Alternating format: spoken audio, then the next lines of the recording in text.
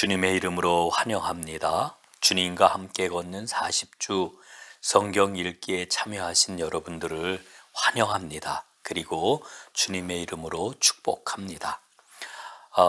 이번 주의 성경 읽기 범위는 시편 41편부터 시편 67편까지의 말씀입니다. 매일매일 성경을 읽으심으로 이번 주 범위를 꼭 함께 읽을 수 있기를 소원합니다. 자, 오늘 이제 여러분들과 나눌 그 말씀의 주제는 성경은 어떻게 읽어야 할까요? 라고 하는 주제로 이제 여러분과 은혜를 나누려고 합니다. 여러분, 우리는 열심히 성경을 읽고 있습니다. 그러나 성경을 읽는 우리의 자세를 한번 돌아보는 것은 우리가 성경을 읽고 그 말씀을 대할 때 아주 큰 유익이 됩니다.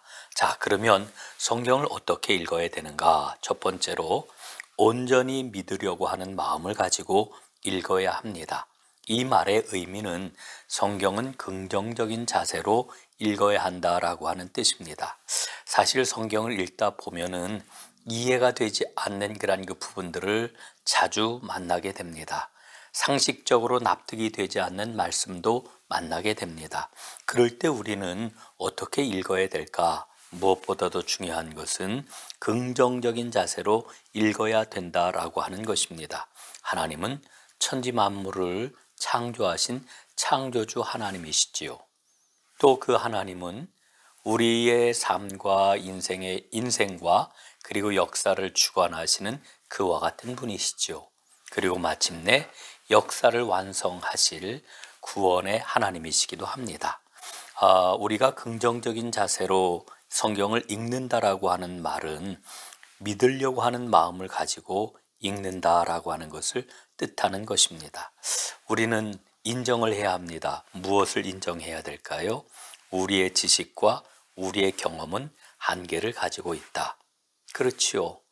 여러분, 우리가 어떤 때 고민을 하고 또 어떤 때는 기뻐하고 또 걱정을 하기도 하고 두려워하기도 하는데 우리가 그 순간을 지내놓고 나서 보면은 내가 그때 왜 그랬지? 무엇 때문에 이렇게 마음 졸여했지? 이런 그 경험들을 우리가 종종 하지 않습니까? 여러분, 이런 경험을 통해서도 우리는 무엇을 알 수 있습니까? 우리의 지식이라고 하는 것, 우리의 경험이라고 하는 것, 우리의 생각이라고 하는 것, 한계가 있다라고 하는 것을 발견하는 것 아니겠습니까? 그러므로 우리의 지식과 경험이 한계를 갖고 있다라고 하는 것을 기본적으로 우리가 인정을 하고 긍정적인 자세로 믿음의 마음을 가지고 성경을 보아야 합니다. 물론 이성과 합리성은 성경을 이해하는 데 꼭 필요한 것입니다. 그러나 이 이성과 합리성이라고 하는 것이 절대적인 것이 되어서는 안 됩니다. 앞에서 말씀을 드렸던 것처럼 우리가 갖고 있는 이성과 우리가 생각하는 합리성이라고 하는 것은 한계를 갖고 있기 때문에 그렇습니다. 성경은 믿음이 자랄수록 깨달아지는 책이다. 이 고백을 함께 성경을 읽고 있는 우리 모두 나누었으면 좋겠다, 이렇게 생각을 합니다. 자, 두 번째, 성경을 읽는 자세는 어떠해야 되느냐? 성경은 열심히 배우려는 자세로 읽어야 합니다. 배우려고 하는 자세. 여러분, 우리가 성경을 이해하기 위해서는 많은 노력과 정성을 기울여야 합니다. 성경이 참 어려운 책이지요. 지난주에도 말씀을 드렸습니다마는 성경은 저자가 40명이 넘습니다. 그리고 1600년이라고 하는 아주 기나긴 시간 동안 쓰여진 책입니다. 그런데 놀라운 것은 그렇게 오랜 기간 수많은 저자들을 통해 가지고 쓰여진 그 책이 단 하나의 주제, 통일성을 가지고 우리에게 생명의 말씀을 전해준다라고 하는 것은 놀라운 일이 아닐 수가 없습니다. 그런데 문제는 어디에 있느냐 하면은 성경이 그렇게 오랫동안 쓰여졌고 그리고 이 성경의 그러한 저자들이 많기 때문에 성경을 이해하는 게 쉽지 않다라고 하는 거지요. 그래서 많은 노력, 많은 정성이 우리에게는 꼭 필요하다라고 하는 겁니다. 그래서 우리가 성경을 잘 배우고자 하는 그런 그 마음을 가지고 읽어야 되는데, 첫 번째로는 성경의 배경 지식을 잘 알아야 합니다. 이 말은 성경의 지리, 성경의 배경이 되는 역사, 그리고 성경이 쓰여진 그 시대의 문화적인 배경, 이런 것들에 대한 그러한 그 지식을 우리가 잘 습득해야 된다라고 하는 이런 의미도 그 안에 담겨 있습니다. 그리고 우리에게 주어지는 성경 공부라든지 이런 교회 안에서 이루어지는 이 체계적인 성경을 배울 수 있는 그러한 그 연구 활동의 기회를 놓치지 말고 잘 활용하는 것도 성경을 열심히 배우려고 하는 자세라고 이야기할 수가 있는 것이지요. 성경은 열심히 배우려고 하는 자세로 읽어야 합니다. 세 번째, 성경은 순종하는 자세로 읽어야 합니다. 우리가 성경을 왜 읽을까요? 성경을 읽는 이유는, 궁극적인 이유는 말씀대로 살기 위해서입니다. 하나님께서 우리에게 성경 말씀을 주신 것은 그 말씀대로 살 때 복을 누린다라고 하는 것을 일러주고 계시는 거잖아요. 그래서 우리가 성경을 열심히 읽는 그런 그 까닭은 다른 데 있는 게 아니라 말씀대로 살기 위해서라고 하는 것을 여러분 한시도 잊어서는 안 될 것입니다. 그래서 이렇게 한번 좀 이야기를 하고 싶어요. 성경 읽기는 지식을 습득하기 위한 방편이 아닙니다. 성경 지식을 자랑하기 위해서 우리가 성경을 읽는 게 아니에요. 여러분, 성경 말씀을 아무리 체계적으로 정리를 한다 해도 말씀에 순종하지 않으면은 바리새인과 다를 바가 없지요. 예, 당시의 바리새인들이나 혹은 서기관들 얼마나 성경에 정통했습니까? 그럼에도 불구하고 예수님에게 책망받았던 가장 큰 이유가 어디에 있을까요? 가장 큰 이유는 바로 말씀에 순종하지 않았기 때문이라고 하는 거지요. 우리가 꼭 기억을 해야 합니다.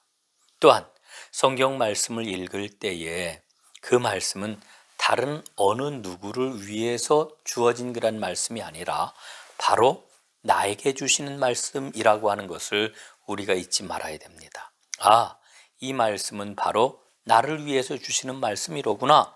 이렇게 우리가 성경 말씀을 꽉 붙잡는다라고 하면은 이 성경 말씀은 나에게 능력이 되고 나에게 새로운 생명이 되는 것이지요. 그래서 성경을 읽는 자세는 첫째, 온전히 믿으려는 마음으로, 둘째, 열심히 배우려고 하는 자세로, 세 번째, 순종하는 자세로 읽어야 된다라고 하는 것을 말씀을 드렸습니다. 자, 그러면은 이제 오늘 두 번째로 크게 여러분들과 나눌 그런 그 말씀은요. 그럼 왜 성경 읽기를 해야 되느냐? 왜 성경 읽기인가? 예? 여러분, 성경 통독이 뭘까를 한번 오늘 좀 근원적으로 좀 생각을 해 보려고 그래요. 성경 통독이 뭐냐? 첫 번째 성경 통독은 부분이 아니라 전체로 읽는 것을 말합니다. 여러분, 저는 권해드리기를 성경 66권을 한 권의 책으로 보고 읽어 내려가자. 이런 제안을 여러분에게 드립니다. 예? 성경 66권을 한 권의 책으로 보고 읽어 내려가는 게 바로 통독입니다. 통독. 여러분, 우리가 성경을 읽을 때 성경 구절 한 절이 주는 메시지가 있어요. 아주 유명하고 좋은 그러한 그 구절들을 우리는 많이 암송을 하잖아요. 물론 굉장히 중요합니다. 한 절이 주는 메시지가 있어요. 또 성경 한 장이 주는 메시지도 있습니다. 혹은 성경 각 권이 주는 그러한 그 메시지도 있습니다. 그 메시지를 이제 앞으로 각 권마다 이렇게 정리를 해 드리겠습니다만은, 지난주에도 창세기, 출애굽기, 레위기, 민수기, 신명기 이렇게 성경 5권 각 권이 주는 메시지를 간략하게 좀 정리해서 소개를 해 드렸습니다만은, 성경 각 권이 이렇게 주는 메시지가 분명히 있어요. 그러나 정말 중요한 것은 뭐냐 하면은 성경 전체가 주는 메시지가 뭐냐, 예? 이거를 우리가 꽉 붙잡아야 된다라고 하는 거죠. 우리가 부분적으로만 성경을 보게 될 것 같으면은 심각한 편식증에 걸릴 수가 있습니다. 부분만 보고 전체를 보지 못하면은 이단의 그런 그 위협 앞에서도 쉽게 넘어질 위험도 물론 있습니다. 우리 동양에서는 옛날부터 이 경전을 통독을 하는 그러한 그 전통이 있어 왔습니다. 이 통독의 지혜는 성경 읽기에도 굉장히 유용해요. 옛날에 보면 사서삼경 이래가지고 옛날 사람들이 그 사서삼경을 공부할 때 어떤 식으로 다 공부를 했느냐 하면은 그 사서삼경을 다 통으로 다 받아들이고 읽고 받아들이고 외우고 암송하고 그걸 적용을 했던 거지요. 성경 읽기에도 굉장히 유용하다고 저는 분명히 생각을 합니다. 성경 통독을 반복을 하게 되면은 하나님 말씀에 대한 놀라운 직관의 경험을 하게 될 것입니다. 저는 이게 은혜라고 생각을 해요. 은혜. 여러분, 그러니까 성경을 볼 때 우리는 성경이라고 하는 그러한 그 산의 형태를 보아야 됩니다. 또 성경이 갖고 있는 그 지형을 보아야 됩니다. 그리고 각 권 책마다 혹은 그 단위마다 갖고 있는 숲을 좀 보아야 됩니다. 그리고 그 숲 안에 있는 나무를 함께 볼 수 있어야 됩니다. 산의 형태를 보고 그 지형을 보고 숲의 크기를 알고 그리고 그 안에 나무들을 보는 이와 같은 좀 어려운 말로 이야기를 하면은 통전적인 성경 읽기를 하게 될 때 우리는 성경 말씀의 그 풍성함과 생명과 능력을 아주 우리가 제대로 누릴 수가 있게 되는 거죠. 제가 성경 공부를 할 때마다 강조하는 게 있어요. 구약의 가장 큰 봉우리가 뭡니까? 또 신약의 가장 큰 봉우리가 뭡니까? 뭐 이런 그 이야기를 제가 드리곤 했는데 이와 같은 그런 그 이야기를 제가 왜 하느냐 하면은 바로 성경 전체를 보고 그 전체의 그러한 그 흐름 속에서 지금 내가 어디쯤 있는지를 바르게 볼 때에 그때의 성경 말씀은 보다 더 입체적으로 우리에게 은혜로 다가오게 되는 것이기 때문에 그렇습니다. 자, 두 번째로 통독에 대해서 부분이 아니라 전체를 읽자, 통독에 대한 의의를 이제 말씀을 드렸고요. 두 번째로 성경 통독은 역사 순으로 재배열해 가지고 읽는 것이 유용하다라고 하는 것을 말씀을 드립니다. 연대기 순으로 읽는 거지요. 여러분, 그 시중에 나가 기독교 서점에 가보면은 성경책들이 굉장히 많이 나와 있는데요. 그 중에 연대기 성경이라고 하는 새롭게 편집된 그런 그 성경들을 여러분 본 기억이 있을 것입니다.